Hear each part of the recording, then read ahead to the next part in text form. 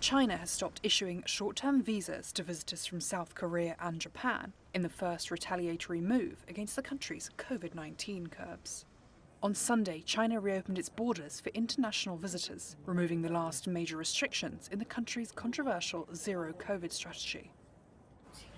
But the abrupt policy reversal has triggered a massive wave of infections among the country's 1.4 billion people. Worries over the scale and impact of the outbreak have prompted several governments to impose restrictions, such as negative tests, on outbound travellers. Although China requires a negative PCR from all arrivals, Foreign Ministry spokesperson Wang Wenbin told reporters entry curbs for Chinese travellers were discriminatory. Regrettably, however, a small number of countries still insist on adopting discriminatory entry restrictions against China, disregarding scientific facts and the actual situation of the epidemic in their own countries. China firmly opposes this and will take reciprocal measures. We once again call on the relevant countries to proceed from the facts, formulate scientific and appropriate epidemic prevention measures, and not take the opportunity to engage in political manipulation, not to have discriminatory practices, and not to affect normal personal exchanges and cooperation between countries.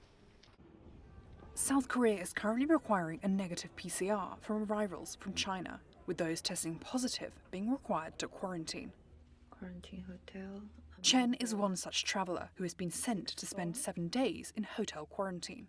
On her first overseas visit in 3 years, she tested positive after landing in Seoul, despite being negative on departure. This policy is targeting Chinese travellers, and I think they could have been more thoughtful. It has quite a big impact on overall travel sentiment, businesses and individuals.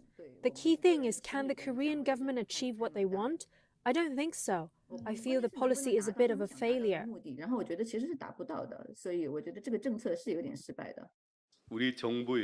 On Tuesday, South Korea's foreign minister said Seoul was in communication with Beijing, adding the government's measures were based on scientific and objective fact. A number of governments have raised concerns about Beijing's data transparency. State media continues to downplay the severity of the outbreak, and the government has ceased publishing daily infection tallies. There are further worries that the Lunar New Year, the world's biggest annual migration, will help fuel the COVID wave. China has dismissed criticism over its data as politically motivated attempts to smear its success in handling the pandemic.